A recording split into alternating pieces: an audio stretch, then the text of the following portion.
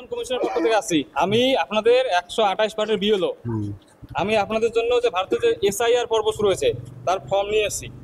আপনাকে এই ফর্মটা দিচ্ছি, আপনি এটা ফিল আপ করে আমাকে জমা করবেন। কোনখানে জমা করা লাগবে? আমার কাছে আমি এসে নিয়ে দেবো। এটা আমি আপনার কাছ থেকে নিয়ে নেবো। এটা রাখে দেন। কেন? বুঝি না কি আছে যেটা বুঝি। ও তার আগে আমার কোনো কি ডকুমেন্ট নেই। না, লিখতে হবে ডকুমেন্ট। আমি তো আপনার কাছে ডকুমেন্ট চাইতেছি না। আপনি এই ফর্মটা ফিল আপ করে আমাকে জমা করবেন। আমি এসে নিয়ে যাবো। ওভাবে করা যাবে না। আপনি ফর্মটা নেবেন না? না। আচ্ছা, আমি ভারতীয় নির্বাচন কমিশনের পক্ষ থেকে আসছি, যে এসআইআর শুরু হয়েছে তার ফর্ম দেওয়ার জন্য আসছি। এটা আপনি ফর্মটা ফিল আপ করে আমাদের দিন। যা যা তথ্য আপনাদের কাছে আছে, এটা আপনার জন্ম তারিখ, আধার নাম্বার। ছেলে আসুক। এটা কিন্তু ভোটের নাম তোলার জন্য সরকার পক্ষ থেকে দেওয়া আছে, নির্বাচন কমিশন পক্ষ থেকে দেওয়া আছে। নেবেন না কেন? না না, আপনি নিবেন না, না। এই মুহূর্তে কি করি আমার ছিট মহলে এখনো কোনো এটা আপনাদের সুবিধার জন্যই দিচ্ছে। ঠিক আছে সেটা। মঙ্গলবার 4 নভেম্বর থেকে বাড়ি বাড়ি গিয়ে এসআইআর এর ফর্ম ভোটারদের হাতে তুলে দেওয়ার কাজ শুরু করেছেন বিএলওরা। প্রথম দিন ফর্ম পৌঁছে দিতে গিয়ে বিএলওরা কিন্তু অনেকেই সমস্যায় পড়েছেন, কারণ অনেক জায়গাতেই দেখা যাচ্ছে যে ফর্ম ফিল আপ করতে চাইছেন না, আবার কোথাও কোথাও দেখা যাচ্ছে যে বিএলওরা অসুবিধায় পড়েছেন। বিএলও ফর্ম দিতে গেলে তার কাছ থেকে ফর্ম নেননি অনেকে। তাদের দাবি 2002 সালের ভোটার তালিকায় তাদের নাম ছিল না। এছাড়াও সেই সময় কোনো কাগজপত্র তাদের কাছে নেই, কারণ 2015 সালে তারা ভারতের বাসিন্দা হিসেবে স্বীকৃতি পেয়েছেন। এই ঘটনা ঘটেছে কোচবিহারের সাবেক ছিটমহল এলাকায়। বাংলাদেশে থেকে তারা এখানে এসেছিলেন, তারপর তারা এখানে 2015 সালের সমস্ত নাগরিকত্ব পেয়েছেন। বাংলা এসআইআর শুরুর প্রথম দিনে বিএলওদের ফেরালেন সাবেক ছিটমহলের বাসিন্দারা। বাড়ি বাড়ি ঘুরেও ভোটারদের হাতে এসআইআর এর ফর্ম তুলে দিতে ব্যর্থ হলেন বিএলও বিপুল মোদক। সাবেক ছিটমহলের বাসিন্দাদের দাবি যে এই যে ফর্ম রয়েছে সেই ফর্মে 2002 সালের তথ্য চাওয়া হয়েছে, তখন তারা সকলেই বাংলাদেশি নাগরিক ছিলেন। 2015 সালের 1 আগস্ট থেকে তাদের ভারত সরকার নাগরিকত্ব দিয়েছে, সেই তথ্য উল্লেখ করার কোনো জায়গায় ফর্মে নেই, তাই তাদের সাদা ফর্মে জমা করতে হবে। এইভাবে ফর্ম ভরতে তারা নারাজ। তাদের দাবি নির্বাচন কমিশন স্পষ্ট ঘোষণা করুক, সাবেক ছিটমহলবাসীদের 2015 সালের নথি দেখালেই এসআইআর এর তালিকায় নাম উঠবে। যতক্ষণ এটা না করবে ততক্ষণ পর্যন্ত তারা ফর্ম নেবেন না। দুদিন অপেক্ষা করবেন তারা। যদি নির্বাচন কমিশন তাদের জন্য বিশেষ ঘোষণা না করে তাহলে জেলা শাসকের অফিস ঘেরাও করবেন তারা। জিন্নাত শেখ সাবেক ছিটমহলবাসী কি বলছেন শোনাবো। ফর্মটা ওটা নেওয়া যাবে না কেন? আমার যে 2015-এর ইয়ে নাই, 2002 আমার কোনো কাগজপত্র নয়।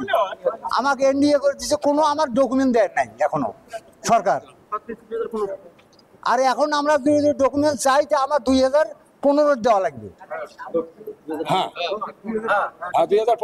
তাছাড়া আমরা অন্য কোনো কাগজে সই করবো না। আরেক বাসিন্দা আব্দুর রহমান কি বলছেন শোনাবো।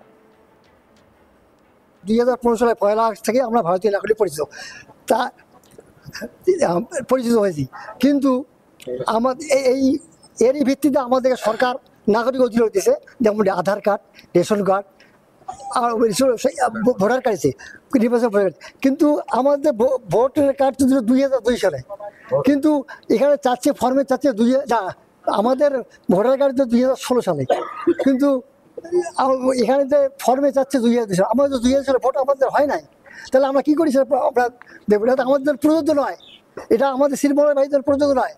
হয়তো ওনারা ভুল করেছেন, হয়তো ঊর্ধ্বমহল ভুলে গেছেন হয়তো। সেটা আমাদের আবেদন, এই জন্য সংশোধন করে আমাদের যে ন্যায্য বিচার করা হয় সেটা করব। সাহেব আলী তিনিও একজন সাবেক ছিটমহলবাসী কি বলছেন শোনাবো।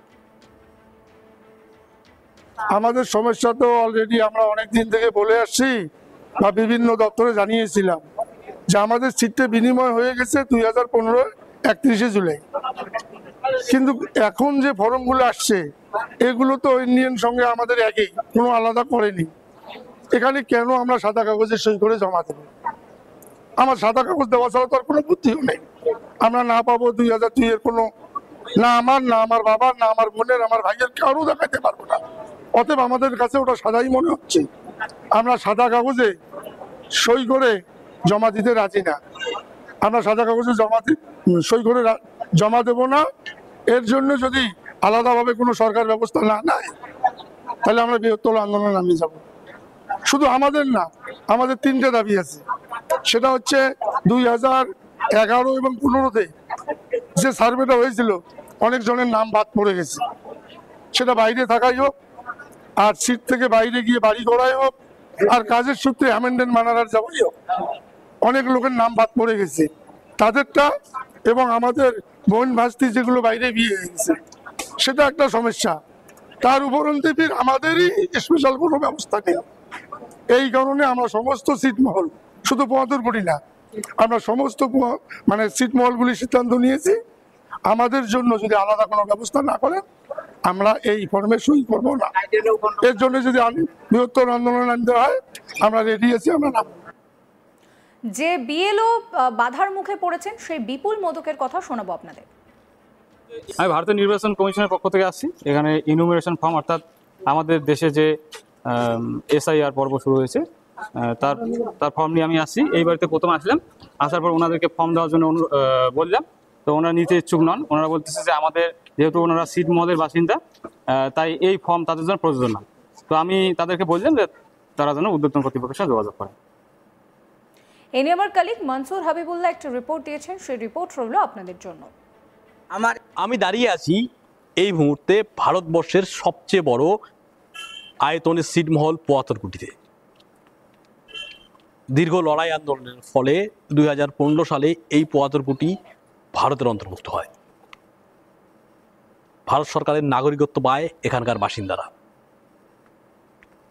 10 বছর পেরিয়ে গেছে, তারপরে এই রাজ্যে শুরু হয়েছে এসআইআর, আর এসআইআর চালু হওয়ার পরেই চরম আতঙ্কে রয়েছে তারা। আজ এসআইআর এর প্রথম দিন, বিএলওরা ইমিউনাইজেশন ফর্ম হাতে নিয়ে বাড়ি বাড়ি যাচ্ছে। সাত সকালে এই ছিটমহলে এসেছিল একজন বিএলও। ঠিক কি ঘটেছিল তার সাথে? ছিটমহলবাসীরা কিন্তু সেই বিএলওর কাছ থেকে নির্বাচন কমিশনের সেই ফর্ম নেয়নি।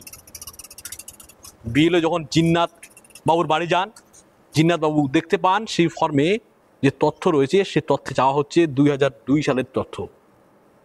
2002 সালে এই ছিটমহল তো বাংলাদেশের অন্তর্ভুক্ত ছিল, তাহলে তিনি 2002 সালের কি তথ্য দেবেন? ফাঁকা ফর্ম সই করে তাকে ফেরত দিতে হয়। তিনি ফাঁকা ফর্ম দিতে নারাজ, কেননা তার দাবি 2015 সালে আমি ভারতবর্ষের নাগরিক হয়েছি, 2015 সালের নাগরিকত্বের প্রমাণ আমি দিব। নির্বাচন কমিশন আমার কাছে 2015 সালের নাগরিকত্ব প্রমাণ নিয়ে আমি ফর্ম ফিল আপ করে দেব। যদি না হয় তাহলে কিন্তু আন্দোলনে নামবে ছিটমহলবাসীরা। আজ তক বাংলা এক্সক্লুসিভলি এর আগে ভারতবর্ষের অন্যতম ছিটমহল মশালডাঙ্গায় ইন্টারভিউ করেছিল। সেই ইন্টারভিউয়ে আমরা দেখিয়েছিলাম কিভাবে এই ছিটমহল বিনিময় হয়েছিল, কিভাবে ছিটমহল এসআইআর হলে লোকেরা চিন্তায় ছিল, তাদের যে চিন্তাগুলো সংখ্যাগুলো সঠিক প্রমাণিত। আজকে আবার তার প্রমাণ মিলল, কেননা তাদের যে আশঙ্কা 2002 সালে তাদের কোনো জন্ম সার্টিফিকেট নেই, তাদের কোনো জমির কাগজ নেই, তাদের কোনো মাধ্যমিক পাস সার্টিফিকেট নেই, তাদের কোনো স্কুল সার্টিফিকেট নেই, তাদের আধার কার্ড, জব কার্ড, তাদের ভারতবর্ষের কোনো পরিচয়পত্র নেই, কেননা 2002 সালে এই ছিটমহলগুলি কিন্তু বাংলাদেশের অন্তর্ভুক্ত ছিল। তাদের দাবি আমরা 2015 সালে ভারতবর্ষের নাগরিক হয়েছি, আমরা 2015 সালে আমাদের নাগরিকত্বের প্রমাণ দেব। এসআইআর তা আমরা 2015 সালের প্রমাণপত্র যাতে দিতে পারি তার জন্য তারা দাবি করছে। তাদের স্পষ্ট দাবি 15 সালের সার্ভে রয়েছে, 11 সালের যৌথ সার্ভে রয়েছে, সেই সার্ভে তালিকায় তাদের নাম রয়েছে, সেই তালিকা দেওয়া হোক। যদি নির্বাচন কমিশন স্পষ্ট করে ঘোষণা করে 2015 সালের সেই নথি দিলেই তাদের এসআইআর নাম থাকবে, ভোটার তালিকায় নাম কাটা যাবে না, তখনই তারা সেই ফর্মগুলো নেবে এবং ফর্মগুলো জমা করবে। ছিটমহল বাসিন্দাদের এই দাবির পরে বিএলও কিন্তু ফেরত চলে গেছেন। 2-4টা বাড়ি ঘোরার পর তিনি যখন দেখেছেন বারবার সমস্ত ছিটমহল বাসিন্দারা তাকে রিজেক্ট করছে, তার হাত থেকে ফর্ম নিচ্ছে না, তাদের দাবি একই দাবি রয়েছে, তখন তারা কিন্তু বিএলও নির্বাচন কমিশনের প্রতিনিধি ফেরত চলে গেছেন। আগস্ট মাসে আবারও ভারতবর্ষের পতাকা তুলছে 15ই আগস্ট। প্রত্যেক বছর দুবার করে তারা স্বাধীনতা দিবস উল্লাসে পালন করছে, কিন্তু আজ তাদের নাগরিকত্ব আবার কিন্তু প্রশ্নচিহ্নে।